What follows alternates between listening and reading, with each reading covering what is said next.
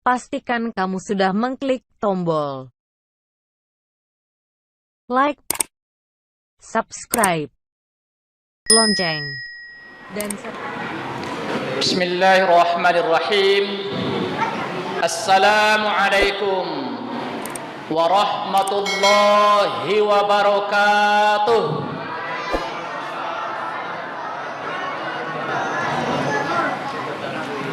Bismillah walhamdulillah wassalatu wassalamu ala rasulillah, amma ba'd.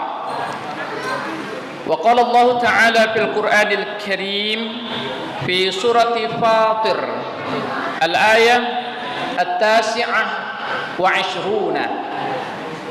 Na'udzu billahi minasy syaithanir rajim.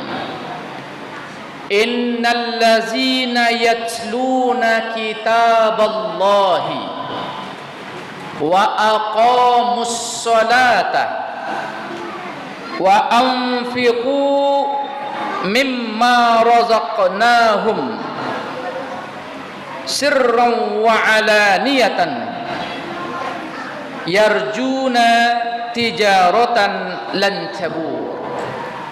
Sadaqallahul azim. Yang kita hormati Bapak Ketua Pengurus Masjid Al-Hijrah Perumahan Bumi Lestari Indah, yang dikenal juga dengan Buletin, Pak Bu ya. Kemudian yang kami hormati para tokoh masyarakat, nenek mama, alim ulama, cadik pandai, bundo kanduang, Bapak Ibu, para pemuda, remaja, adik-adik dan anak-anak yang kami sayangi, hadirin wal hadirat, kaum muslimin dan muslimat sedang jemaah ba'dal isya menjelang tarawih rahimakumullah. Malah kita bersyukur kepada Allah Subhanahu wa taala. Alhamdulillah pada malam yang ke-6 balik. Artinya puasa lah 5 balik kita laksanakan. Kita masih Allah berikan kesehatan untuk bisa hadir mendirikan malam Ramadan dengan melaksanakan sholat isya dan sholat tarawih. Dan kini kita mendengarkan tausiah beberapa menit ke depan yang di berbagai masjid biasanya penuh, kini lah mulai banyak yang tereliminasi. Termasuk bantuk di masjid awak pun lah mulai agak lapang masjid. Mungkin di awal-awal Ramadan pengurus berfikir baah mempegadang masjid. Semangat bana pengurus. Tapi nanti pertengahannya caliak, tak perlu dipegadang masjid rumah. Nah, apa ibu kita termasuk orang beruntung? Beruntung masih semangat untuk bisa beribadah yang di bulan Ramadan pahalanya Allah lipat gandakan. Semoga segala amal ibadah kita Allah terima dan tercatat sebagai ibadah yang berpahala luar biasa di sisinya. Amin ya rabbal alamin. Kemudian salat dan salam buat kita Nabiyyina Muhammadin sallallahu alaihi wasallam. Allahumma salli ala Muhammad wa ala ali Muhammad.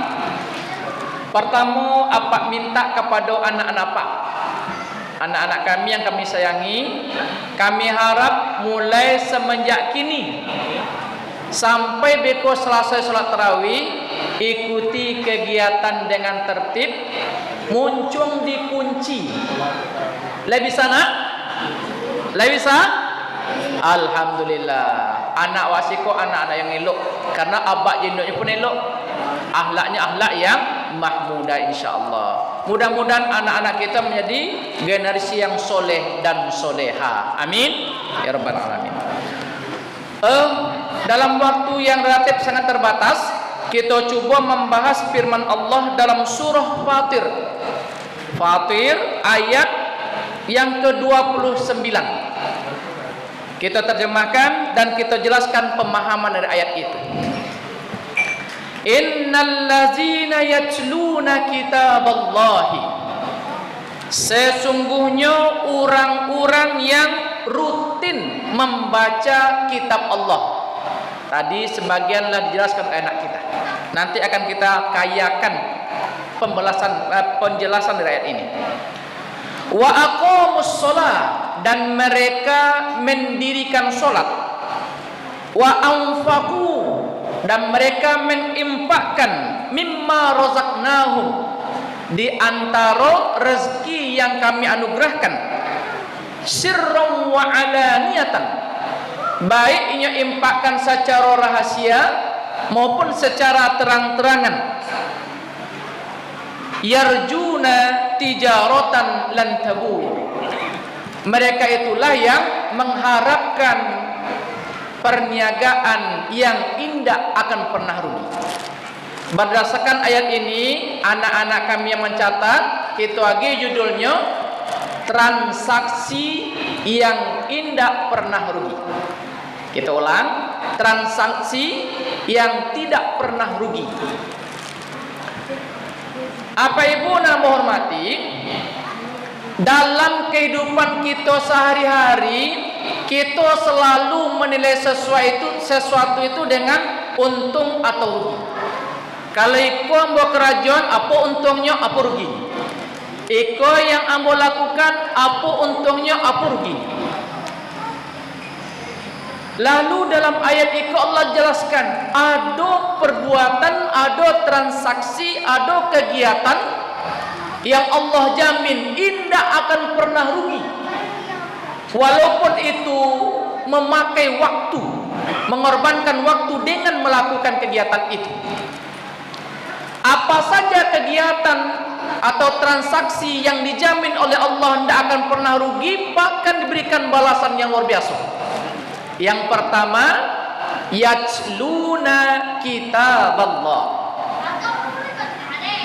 Yatsluna ada fi'il mudhari yang artinya continue, selalu membaca kitab Allah, yaitu Al-Quran. Tadi disampaikan oleh anak kita, orang nan membaca Al-Quran, nan rutin membaca Al-Quran, maka besok Al-Quran yang ia baca itu datang sebagai penolong. Apa kata Rasul? Iqra'ul Qur'ana, bacalah Al-Quran. Fa'innahu, maka sesungguhnya ayat Quran yang dibaca itu ya'ti yaumal qiyamah syafi'an li ashabihi, akan datang pada hari kiamat menolong orang yang membaca ayat Al-Quran itu. Maka apa ibu? Kita biasakan membaca Al-Quran. Dan di dalam tafsirnya Ibnu Katsir menjelaskan, orang yang membaca Al-Quran, nyo pelajari makna yang ada dalam kandungannya itu, lalu nyo amalkan, itulah Al-Quran yang akan menolongnya nanti di hari kiamat. Apa ibu yang menghormati, maka di rumah rutin baca Al-Quran. Apa kata Rasul? Nawwiru manazilakum bis sholati wa qiraatil Quran. Terangilah rumahmu itu dengan solat dan membaca Al-Quran. Rumah-rumah yang tidak pernah dibacakan Al-Quran di dalamnya, walaupun pakai lampu 1000 watt, tapi gelap dari hidayah Allah. Rumah yang tidak pernah dibacakan Al-Quran di dalamnya, walaupun indah, tapi jelek di hadapan Allah Subhanahu wa ta'ala. Oleh sebab itu, mari kita rutinkan baca Al-Quran itu. Betul yang dikecen anak kita tadi, orang masih banyak yang rutin baca Quran. Kalau kini mungkinlah batuka membaca WhatsApp, membaca Google, membaca segala macamnya, lupa baca Al-Quran. Padahal Rasul menjamin, man qara'a harfan min ayatillah, sianan membaca satu huruf saja dari Al-Quran, falahu 10 hasanatin, inya dapat pahala 10 kali lipat. Wala aqulu alif lam mim harfun, walakinnal alif harfun wal lam harfun wal mim harfun. Aku tidak mengatakan alif lam mim itu satu huruf, tapi alif satu huruf, lam satu huruf, mim satu huruf. Membaca alif lam mim saja dapat pahala 3 huruf kali 10, 30 pahala Pak Jibu. Makanya betul juga dikecek anak kita tadi, akecek Rasul, khairukum man ta'allamal Qur'ana wa 'allamahu. Orang yang paling elok di antara kamu itu bukan pejabat. Orang yang paling elok di antara kamu itu bukan orang kayu. Orang yang paling elok di antara kamu itu bukan yang paling ganteng, yang paling cantik. Tapi siapa? Orang yang mempelajari Al-Quran dan mengajarkan Al-Quran itu, kata Rasulullah. Nah, kita budayakan mengajarkan baca Al-Quran. Apalagi Pak Jibu, kok ada anak-anak kita kok yang hafal Al-Quran? Besok anak-anak kita yang hafal Al-Quran kok membawaan mahkota untuk orang gaibnya di akhirat. Baca hayu, cahayanya ditarang daripada matahari. Dan kita berbangga program dari pemerintah kita, anak tingkat SD wajib hafal Al-Quran minimal 1 juz, yaitu juz 30 itu. Maka kita harap ke depan Kota Padang menjadi generasi yang menghafal Al-Quran. Amin ya rabbal alamin. Itu yang pertama. Dengan melakukan baca Al-Quran, tidak akan pernah rugi kepada Allah Subhanahu wa taala. Yang kedua, yang dijamin tidak akan pernah rugi itu adalah wa aqamus shalah. Orang yang rutin mendirikan solat dalam kehidupannya sehari-hari. Apa ibu? Sado kita tahu dan sadar bahwa as-sholatu imaduddin. Solat itu adalah pondasinya agama. Oleh sebab itu Rasul mengajarkan kepada kita, didik anak-anakku untuk solat. Muru auladakum bis solati wahum abna'u sab'in. Suruh anak-anakmu itu untuk sholat ketika ini lah berusia 7 tahun. Wadribuhum wahum abna'u ashrin. Tidak juga namanya sholat kalau umur 10 tahun pukul. Jadi Bapak Ibu memang harus tegas, terutama sholat itu. Kini yang terjadi anak-anak kita dan anak kita biasa saya meninggalkan sholat itu. Dan untuk itu apa Jibu? Yang paling bertanggung jawab pertama adalah keluarga masing-masing. Kok ada kita ayah mandenya mempadiakan anak-anak kita nak sholat, maka yang pertama kali diminta pertanggungjawaban daerah adalah ayah jo mandenya. Kok ada kita nak tidak mempedulikan anak-anak kita sholat, anak lain dimasukkan ke sekolah, lain dimasukkan ke TPQ, TKA, MDA, MDTA, tapi tidak pernah diurus, tidak pernah diawasi. Entah lain sekolah anak entah tidak, entah lain mengaji anak entah tidak. Bahkan ya bin Parab, uang sekolah anak, uang sekolah mengajinya lah sekian bulan menunggak-nunggak. Ada suatu daerah yang anaknya berjamaah mengaji, uang mengaji hanya 20.000, 15.000, menunggak sampai 3 bulan, sampai bulan 5 bulan. Apa ibu kalau sempat anak-anak indak sholat karena kurangnya pedulian orang tuanya, maka orang tuanya yang pertama kali nanti akan bertanggung jawab di akhirat nantinya. Nah, ketika kita membiasakan anak melaksanakan sholat dan ditegakkan pula nilai sholat itu dalam kehidupan sehari-hari. Apa nilai sholat ruh sholat itu? Kata Imam Al-Maraghi dan tafsir Al-Quran tafsir Al-Maraghi, la sholata liman lam tantahi sholatuhu anil fahsya'i wal munkar. Alun bisa dikecen orang tu sholat sehingga sholat yang dilakukan itu bisa mencegahnya dari perbuatan fahsya dan munkar. Kalau ada orang yang sholat bagunji yang tarijo, berarti alun tagak nilai sholat dalam dirinya. Ada orang yang sholat korupsi tari juga berarti alun tagak ruhus solat dalam dirinya. Ada orang yang solat tapi sogok menyogok tari juga berarti belum berdiri nilai solat itu dalam dirinya. Orang yang betul-betul solat, maka solatnya bisa mencegah dari fahsya dan mungkar. Ketika solat itulah rutin menjadi pakaian kita, maka apa kata Allah? Itulah tijaratan lan tabur, perniagaan transaksi yang tidak akan pernah rugi, bahkan beruntung. Yang terakhir, anak kami yang catat, transaksi terakhir yang tidak akan pernah rugi itu adalah wa anfaqu mimma razaqnahum sirran wa alaniyatan, menginfakkan harta yang mereka miliki, menginfakkan harta yang mereka miliki. Orang yang berinfak bersedekah dari harta yang ia miliki, maka dijamin oleh Allah tidak akan pernah rugi. Apa ibu? Bahkan dalam hadis Rasul menjelaskan, ma min yaumin yusbihul ibadu illa yanzilul malakani wa qala ahaduhuma Allahumma a'ati mumpikan khalapan wa qala al-akhar Allahumma a'ti mumsikan talapan. Apa cak Rasul? Tidak ada satu hari pun pada subuh hari kecuali turun dua orang malaikat menghampiri seorang hamba.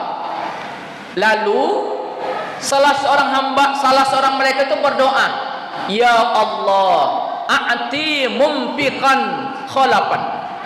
Ya Allah, berikanlah balasan kepada orang yang suka berimpak, ganti dengan yang lebih bagus ya Allah.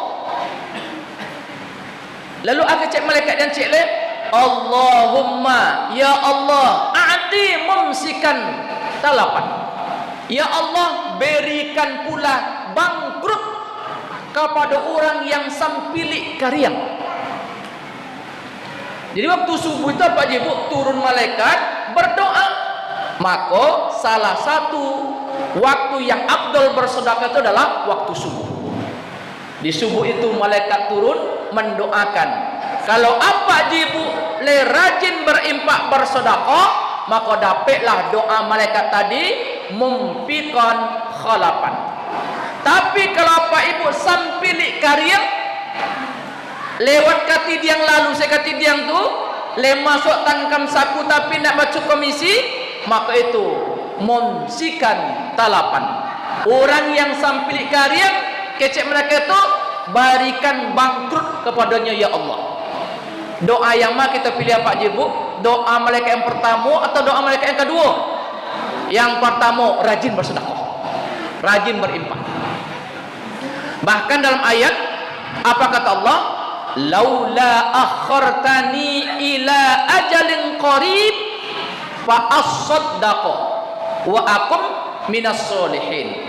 Seandainya lah kalau orang-orang yang berdosa itu ketika dalam keadaan sakaratul maut lalunya minta, ya Allah, age kami idi sabanta jadinya Allah, fa as-saddaqu, maka aku pasti akan banyak bersedekah. Ternyata Pak Ibu, sedekah termasuk amalan yang paling besar pahalanya. Dalam tafsir Ibnu Katsir jelaskan, setiap amal ibadah yang dilakukan oleh seorang hamba dibalasi Allah boleh dari 10 sampai 700 kali lipat. Dan yang 700 kali lipat itu adalah orang yang bersedekah, orang yang menginfakkan hartanya di jalan Allah Subhanahu wa taala.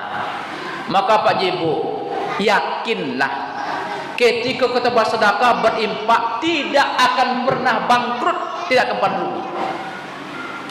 Dan khawatir pula lah ketika kita punya harta indak kita sedekahkan, doa malaikat makbul menjadi orang yang bangkrut. Di akhir tausiah sebagai kesimpulan, ada 3 transaksi yang dijamin oleh Allah tidak akan pernah rugi, bahkan beruntung luar biasa. Pertama, orang yang rutin membaca Al-Quran. Yang kedua, orang yang menegakkan solat dalam kehidupannya sehari-hari. Dan yang ketiga, orang yang rajin bersedekah. Mudah-mudahan kita termasuk hamba Allah yang mampu melaksanakan ketiga transaksi yang beruntung itu. Selamat kita hidup di dunia, selamat dan bahagia pula nanti di akhirat. Amin ya rabbal alamin. Ini yang bisa kita sampaikan. Terima kasih atas segala perhatian. Mohon maaf atas segala kekurangan. Wabillahi taufiq wal hidayah. Wassalamualaikum warahmatullahi wabarakatuh.